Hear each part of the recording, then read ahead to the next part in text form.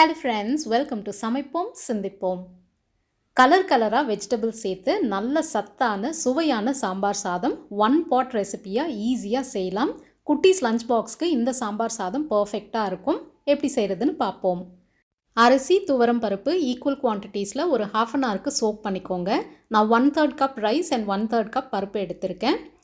இந்த அளவில் 2லேருந்து 3 பேருக்கு கரெக்டாக இருக்கும். நெல்லிக்காய் சைஸ் புளி ஊற வச்சுருங்க. சாம்பார் சாதத்துக்கு எக் ஃப்ரை நல்ல காம்போ, அதுக்காக முட்டை வேக வச்சிட்ருக்கேன். ஒரு ப்ரெஷர் குக்கரில் நல்லெண்ணெய் சேர்த்துக்கோங்க. எண்ணெய் நல்லா சூடானதும் கடுகு வெடித்து வந்ததும் சீரகம் நல்ல ஃப்ளேவருக்காக, வெங்காயம் பூண்டு கருவேப்பிலை காஞ்ச மிளகாய், கொஞ்சமாக பெருங்காயத்தூள் சேர்த்து நல்லா வதக்குங்க. இன்க்ரீடியன்ஸ் எல்லாமே டிஸ்கிரிப்ஷன் பாக்ஸில் டீட்டெயில்டாக கொடுத்துருக்கேன். ஒரு தக்காளி கட் பண்ணி சேர்த்துருக்கேன். நல்லா மிக்ஸ் பண்ணி விட்டுட்டு ஒரு லிட் போட்டு கவர் பண்ணி வச்சிடலாம். தக்காளி மசிஞ்சு வந்ததும் கட் பண்ணி வச்ச வெஜிடபிள்ஸ் சேர்த்துக்கோங்க. 2 கப் அளவுக்கு உங்ககிட்ட இருக்கிற வெஜிடபிள்ஸ் நீங்கள் யூஸ் பண்ணலாம். கூடவே தேவையான உப்பு நான் 1 டீஸ்பூன் சேர்க்குறேன். 1 டீஸ்பூன் அளவுக்கு சாம்பார் தூள் இல்லைன்னா குழம்பு மிளகாய் தூள் சேர்த்து நல்லா மிக்ஸ் பண்ணணும். ஒரு 3 மினிட்ஸ்க்கு இதை மூடி வச்சு வேக விடுங்க. டிஃப்ரெண்ட் கலர்ட் வெஜிடபிள்ஸ் சேர்த்தா நிறைய சத்துக்கள் நமக்கு கிடைக்கும். ஃபுட் ரெயின்போ கலர்ஸ் என்னென்னு ஞாபகம் இருந்தால் கமெண்ட்ஸில் சொல்லுங்கள் ஃப்ரெண்ட்ஸ். வெஜிடபிள்ஸ் தண்ணி விட்டதும் ஒரு வாட்டி கலந்துட்டு அரிசி பருப்பு நல்லா கழுவி சேர்த்துக்கலாம். அரிசிக்கு பதிலாக நீங்கள் மில்லட்ஸ் கூட யூஸ் பண்ணலாம். 3 மடங்கு தண்ணி சேர்க்கணும். அரிசி பருப்பு ரெண்டுமே சேர்த்து 1 கப் எடுத்தால் 3 கப் அளவுக்கு தண்ணி தேவைப்படும். கொதிக்க ஆரம்பித்ததும் உப்பு காரம் சரியாக இருக்கான்னு செக் பண்ணி தேவைப்பட்டால் சேர்த்துக்கோங்க. உப்பு கொஞ்சம் தூக்கலாக இருக்கணும். இப்போது புளி கரைசலை சேர்த்துக்கலாம். சைடில் எக் ஃப்ரை பண்ணிகிட்ருக்கேன். தவாவில் 1 மினிட் ரோஸ்ட் பண்ணாலே போதும், செம்ம டேஸ்டியாக இருக்கும். சாம்பார் சாதம் உடனே சாப்பிட்ற மாதிரி இருந்தால் நாம் சேர்த்த தண்ணி அளவே கரெக்டாக இருக்கும். லஞ்ச் பாக்ஸ்க்கு கொடுத்தால் இன்னும் கொஞ்சம் தண்ணி சேர்க்கணும். இல்லைனா சூடு ஆறுனதுக்கப்புறம் கட்டி ஆகிடும், சாப்பிட நல்லா இருக்காது. தண்ணியோட மெஷர்மெண்ட்ஸும் டிஸ்கிரிப்ஷன் பாக்ஸில் டீட்டெயில்டாக கொடுத்துருக்கேன். எக் ஃப்ரை ரெடி ஆகிடுச்சு. இது சூடு ஆறட்டும். சாதம் கொதிக்க ஆரம்பித்ததுக்கப்புறம் லிட் போட்டுடலாம். நான் யூஸ் பண்ணுற இந்த ஸ்மார்ட் குக்கரோட டீட்டெயில்ஸும் டிஸ்கிரிப்ஷன் பாக்ஸில் இருக்குது. எந்த ப்ரெஷர் குக்கர் யூஸ் பண்ணாலும் ஸ்டீம் நல்லா வருதான்னு செக் பண்ணிவிட்டு அதுக்கப்புறமா வெயிட் போடணும்.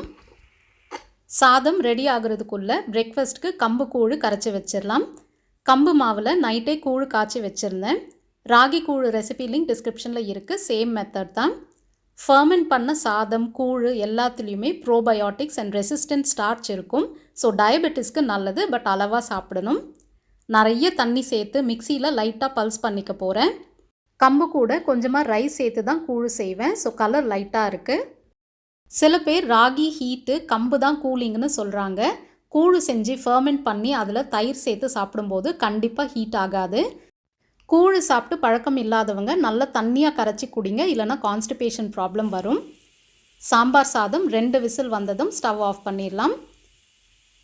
ப்ரெஷர் குக் பண்ணும்போது லோ டு மீடியம் ஃப்ளேமில் பண்ணால்தான் கேஸ் வேஸ்ட் ஆகாமல் இருக்கும், சீக்கிரமாகவும் சமைக்கலாம். ப்ரெஷர் ஃபுல்லாக போனதும் 1 பாட் சாம்பார் சாதம் எப்படி வந்திருக்குன்னு பார்த்துடலாம்.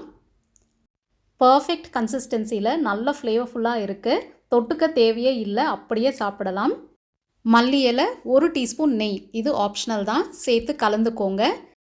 ஃபுட் ரெயின்போ கலர்ட் வெஜிடபிள்ஸில் நிறைய வைட்டமின்ஸ் மினரல்ஸ் அண்ட் ஃபைபர், பருப்பில் ப்ரோட்டீன் அண்ட் ரைஸில் கார்போஹைட்ரேட்ஸ், எண்ணெய் நெய்யில் ஃபேட்ஸ் எல்லாம் கலந்து ஒரு பேலன்ஸ்ட் மீல் எவ்வளோ ஈஸியாக செய்யலாம் பாருங்கள்.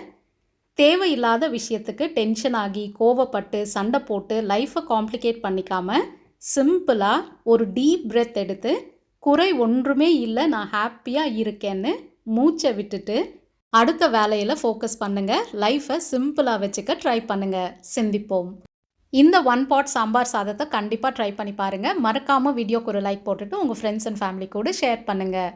சமைக்கும்போது நம்ம சிந்தனைகள் நல்லதாக இருந்தால் சாப்பிட்ற உங்கள் உடம்பும் ஆரோக்கியமாக இருக்கும், வாழ்க்கையும் ஆனந்தமாக இருக்கும். Take care and stay safe.